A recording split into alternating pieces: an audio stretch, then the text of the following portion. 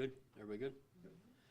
All right, good morning. We're going to be here today to talk about the officer-involved shooting that occurred on the 26th at 1:13 p.m.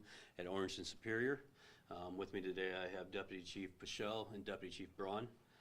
All right, so this occurred on the 26th. What happened was our officers were leaving the station. They were driving outbound or northbound on Erie Street, and as they were coming up to Cherry, they observed an individual that was carrying a firearm, or what they believed was carrying a firearm. So he was wearing a sweatshirt. He was wearing 3 or 4 layers of clothing, a hoodie with a mask, and then in his front pouch pocket, they observed what to be the outline of a firearm.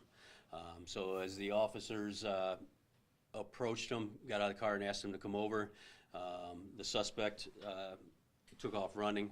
The officers chased him and ended up in front of the blade there at Orange and Superior, where the suspect doubled back and ran into the officer while carrying a weapon, and the officer fired 1 round, striking him in the leg. If we can go to the suspect.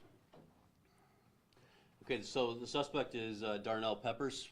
He's a 23-year-old male. He is what we consider a unqualified adult when it comes to carrying a handgun, and this is because of his prior convictions of CCW and domestic violences. So as I kind of alluded to earlier, when you get to the video, you'll see the amount of clothing he was wearing. So if you guys remember, that was a very warm day. It was in the 70s. So they observed Mr. Peppers walking towards the bus stop. His actions of when they asked him, or when he witnessed the police crew, he tried to conceal his weapon a little bit more, so it caused our officers to want to investigate what he's doing. When our officers jumped out of the car, they asked him to come here. Mr. Peppers took off running, and the foot pursuit ensued. So the involved officer that fired a weapon is Officer Patrick Fisher. He's a 41-year-old white male. He was hired in 2013. That day he was working Unit 1182, which is one of our SWAT units. He was working a 2-officer unit. He does have 1 verbal reprimand for inattention or careless in performance of duty. The next thing we're going to show is, or actually just play, it's the radio traffic from our central dispatch channel. Here we go, we're running. You're going up here on. Here's close for 1182 up here on. 1182, where you at? He's running, give us 1 second. Alright, give me the description when you can. Can I get cruise over by here on Jerry? Come on, we're heading that way.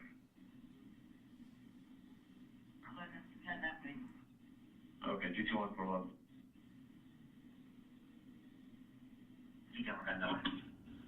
210. He's right in front of the plate building. Shots fired, shots fired. Shots fired, 1182, shots fired. We're going to be at Orange Superior, serving medical. Alright, Orange Superior, shots fired, everybody's close. 1118's in route.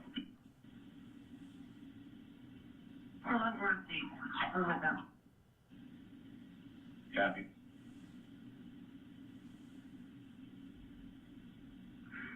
1182, our suspect's just got a graze to the left thigh.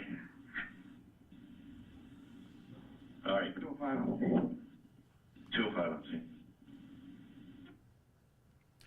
Okay, so just a fairly short foot pursuit, and as you'll see in the officer's body camera footage that we'll show next, the suspect actually reversed directions on the officer and charged at him with a weapon in his hand. So as you can see in the video, there's, the officer has less than a second to kind of make a decision of what he's going to do. We'll play the officer's body camera video first, and then we'll also show you some security camera footage, and thanks to the Blade for having that. But it'll give you a better overall picture of the scene as well. So let's go ahead and play the officer's video.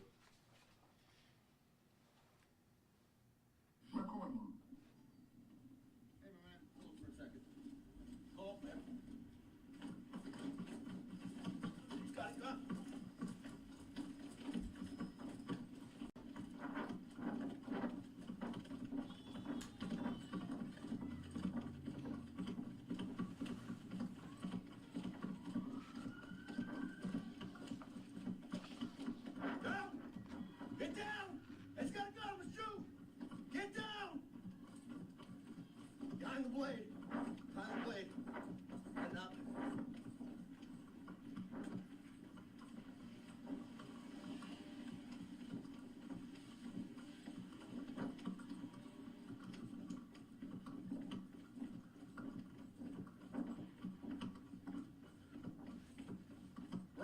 my blade. There.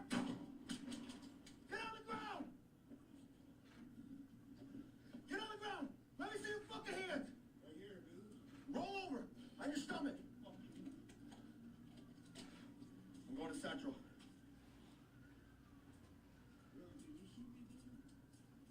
1182, shots fired.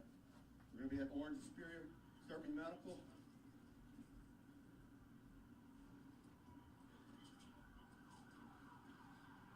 You fucking hit it. Don't move. Where you hit it? In my leg, Is he hit? All right.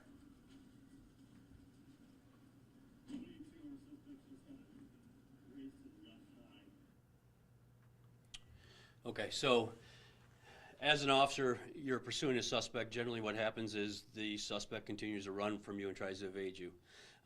So an officer coming around the corner of the building and see a suspect coming right back at you with a firearm sends off all kinds of warning bells in your head, because why is this person running at me with a gun? What's his intention? So the officer, like I said, had, as you saw from the video, I mean, half a second at best to make a decision what he was going to do with the suspect. So he fired, fearing for his safety, struck the suspect, grazed him in the thigh. If you were out there that day, you saw the suspect that was actually able to stand up and walk to the ambulance. We're very lucky for this outcome, that there wasn't, more severe injuries for the officer and the suspect. The officers has to take actions when you have a suspect running through our downtown carrying a weapon in his hand. We'll go ahead and show the next one. I'm sure all of you guys have seen this one already, but it's a good video to see the officer and the suspect running from around that building and what happens.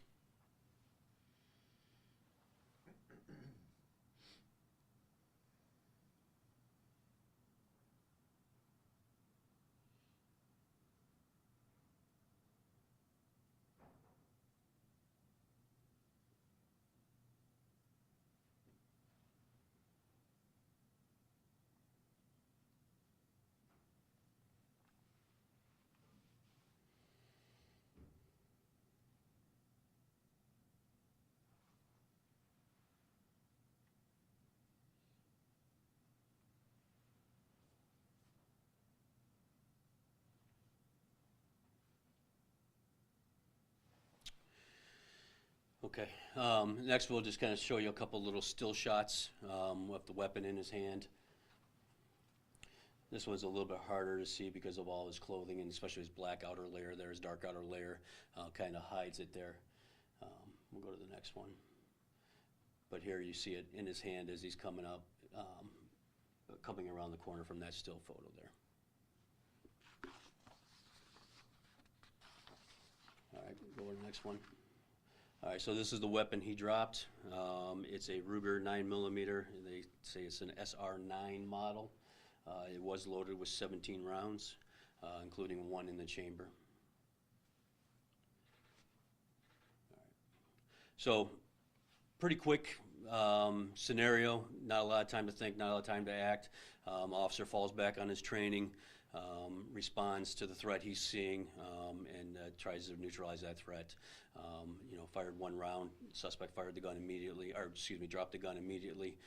So there's no longer any more need to apply force. So it's a fairly quick scene. So with that, I'll go ahead and take some questions. So what was Mr. Pepper's charge with in this situation? So right now he has not been charged. So they are going to meet with the prosecutors and determine which charges are applicable. But more than likely, we're looking at a CCW, a felony resisting, and probably an obstructing, somewhere around those lines. Exactly. Can you kind of walk us through how it all began? Because they just saw him and they tried to talk to him, and that was enough when he took off to start. Yeah. So they see him walking across the street, and they observe. They see what they think is a gun imprinted in his front hoodie, the way his front hoodie's hanging down. As this Mr. Pepper sees the crew, the officers, he kind of blades his body away from him a little bit and zips up his coat. so is outer to try to hide even more. So now they think they have somebody with a weapon based on, you know, the totality of the circumstances, his manner of dress, the weather, his suspicious actions, the fact that he's walking towards a crowded bus stop. At that point, you know, they need to act. So they get out and try to talk to him, and then as they try to engage him, he takes off running, further indicating, you know, suspicious activity, guilt. There's always been some legislation to say flight invites pursuit. So at that point, the officer is compelled to chase him and try to find out what he was up to and what he was trying to do. So Officer Fisher was giving a lot of orders to people around, hey, get down, he's got a gun. Is that pretty common procedure when you're in like an urban environment like this to try to get everybody out of the way? So in reality, I don't believe he was talking to the bystanders there. So he's trying to tell the suspect to get down, and then he's on the air saying he's got a gun, letting the other crews know that he's armed, that he's chasing an armed suspect. So I don't actually think, and I would have to ask him specifically, but I believe he was more directing his comments towards the suspect. So more generally, what kind of considerations go into when you're in a downtown situation like this, you're chasing after somebody? What else do you have to think of on top of, hey, I'm just chasing this person? Well, there's a lot of things that are coming into play because, as you can see, as he's running by that bus stop, there's a lot of people there. Knowing it's downtown during a work day and there's a lot of people that are going to likely be out on the street, those are all things that are running through his head, trying to figure out, number one, what was his actions in the first place? What's he going to do if he encounters somebody? So he's trying to figure out a way to end that as quickly as he possibly can. And as you see, the crews are coming in, they're trying to block him off, and which is probably why he reversed course, because the crew went around the corner, and when he saw the officers, he turned back, not realizing that the officer on foot chasing him was going to be so close. I'm going to assume that the officer's put on paid administrative leave. So yeah, Officer Fisher was put on administrative leave and was interviewed yesterday.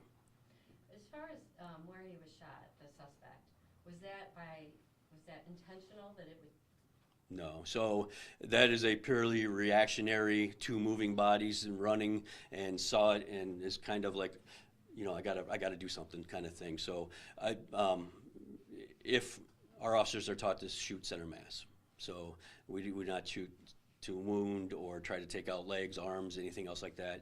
This is the biggest part of the body. But when you have so many moving parts and so little time to react, it's just sometimes you just don't get that good of a shot. So you're impressed it was just one shot fired? It could have gone quite differently.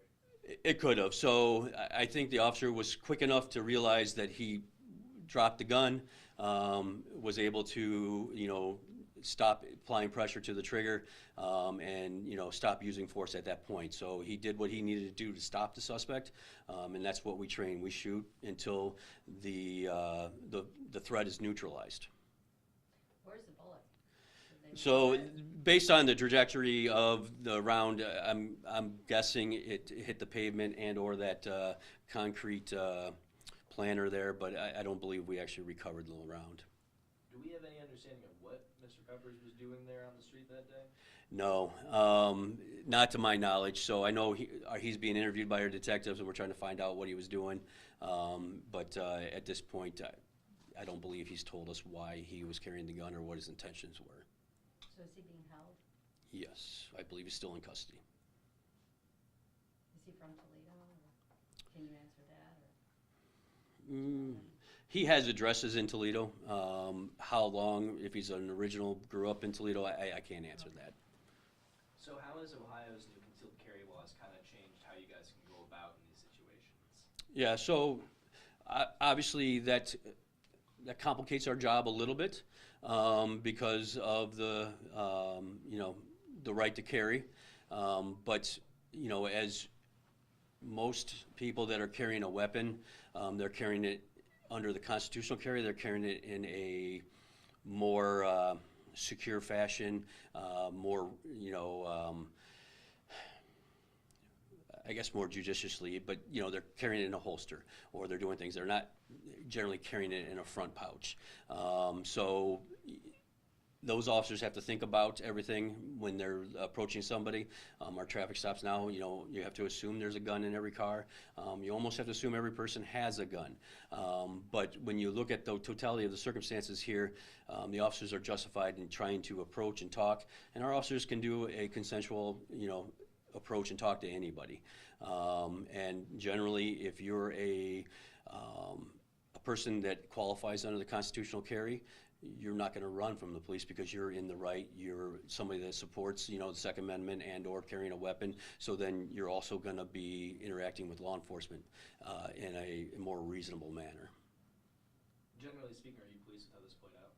So downtown busy, suspect with a gun, yes. A very minimal, when I say minimal, I realize somebody was shot, right? But the fact of the matter is there were minimal injuries. He was taken into custody. No innocent bystander was harmed.